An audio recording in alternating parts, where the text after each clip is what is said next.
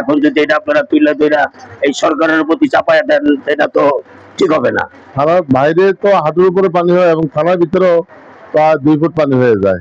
একটি বৃষ্টি হলে এখানে জলবদ্ধতা হয়, ইউনিফর্ম পরা পুলিশও তারা হাঁটু পর্যন্ত পানির মধ্যে থেকে আমার এখানে আসছে। সুপ্রিয় দর্শক, আপনাদেরকে স্বাগত জানাচ্ছি রাজধানীর কদমতলী থানায় ঢোকার পথেই জলবদ্ধতা সৃষ্টি হয়েছে। বৃষ্টির পানিতে টই টই করছে। পুলিশ সদস্যরা তারা যে বের হয়ে যাবেন তারাও দুর্ভোগে পড়ছেন এবং থানায় যারা সেবা প্রত্যাশী তারাও পানি ডিঙ্গিয়ে থানার ভিতরে ঢুকতে তারাও কিন্তু সমস্যার সম্মুখীন হচ্ছেন।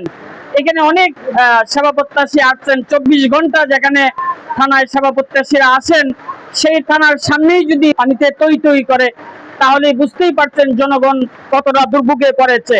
এতে করে থানার সেবা প্রত্যাশীরা সেবা পেতে যেমন বিঘ্ন সৃষ্টি হচ্ছে, পাশাপাশি পুলিশ সদস্যরা অনেকেই তাদের পোশাক পরে পানি ডিঙ্গিয়ে অর্থাৎ পা ভিজিয়ে তাদের বাইরে যেতে হচ্ছে। আমরা আজকে কদমতলী থানায় রয়েছি, এখানে যারা সেবা প্রত্যাশী এসেছেন পুলিশ সদস্য রয়েছেন, কদমতলী থানার অফিসার ইনচার্জ মহোদয়ের কথাও আমরা শুনবো এবং তা আপনাদের সামনে তুলে ধরবো। দর্শক, আপনারা আমাদের সাথেই থাকুন। থানার সামনে পানি, রাস্তাঘাটে ডুবে গেছে, গাড়ি চালানো জানা, ভিতরে পানি এগুলো পুরোটা। একটা মহিলা আসতে অনেক কষ্ট হয়েছে আমাদের। থানার ভিতরে পানি ঢুকে যায়, আমাদের বাসা বাড়ি ঘর সবই ডুবে যায় মোট কথা।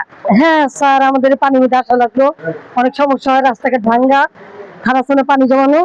আপনার সরকারের কাছে আবেদন জানান রাস্তাঘাটটা ঠিক করে দিন।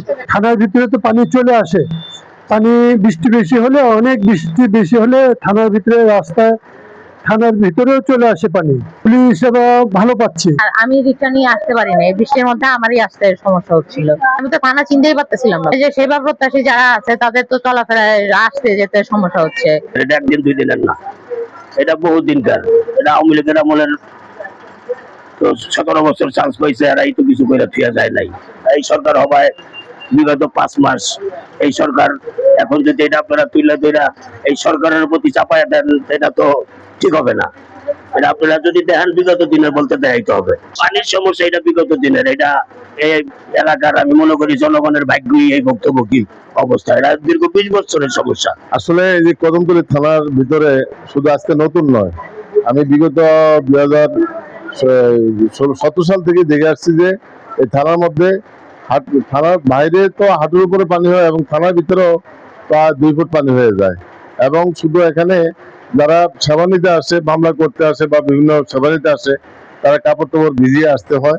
পাশাপাশি পুলিশ সদস্যদেরও দেখছি আমি যে তাদের কাপড় টাপড় ভিজিয়ে তারা থানা থেকে বের হইতে এবং আসতে হয়। আমরা গণমাধ্যম কর্মী হিসাবে আমরা থানার বিভিন্ন তথ্য জানতে আমাদের আসতে হয়, আমরাও বিভিন্ন ভোগান্তির শিকার, আমাদেরও কাপড় টাপড় ভিজিয়ে আসতে হচ্ছে। আপনি দেখেন এই যে থানার সামনে যে কি পরিমাণ পানি, তো এটা আসলে ঢাকা দক্ষিণ সিটি কর্পোরেশনের যদি একটু নজর দেয়, এই শুধু এখানে 50 ফিট রাস্তা থেকে যদি 50 ফিট রাস্তা যদি একটু উঁচু করে দেওয়া হয় সেখানে, তাহলে ভোগান্তিটা হতো না।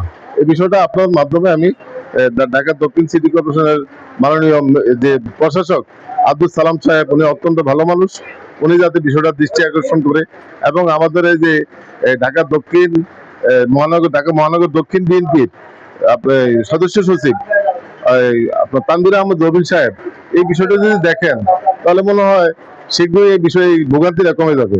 এবং বর্তমানে যিনি আছেন এই যে ঢাকা 4 আসনের এমপি মহোদয় সৈয়দ জয়নাল আবেদিন সাহেব, উনি যেহেতু দায়িত্বে এখন আছেন, উনিও যদি বিষয়টা দেখেন তাহলে এই ভোগান্তিটা আর থাকবে না মানুষের।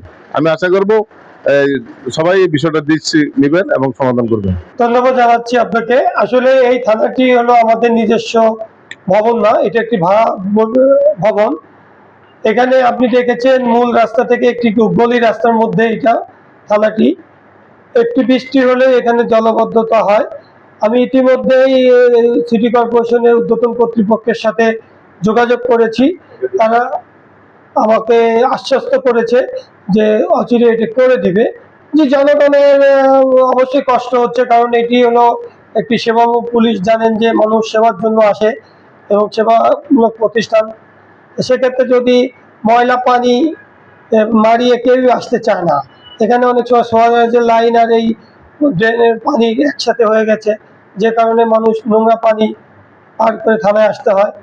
এটা মানুষ খুব বিরক্ত বোধ করে। এবং পাশাপাশি আপনি দেখছেন যে আমার পুলিশের গাড়িটাও আপনার পানির মধ্যে আছে, এবং পুলিশও পোশাক ইউনিফর্ম পরা পুলিশও তারা হাঁটু পর্যন্ত পানির মধ্যে থেকে আমার এখানে আসতেছে।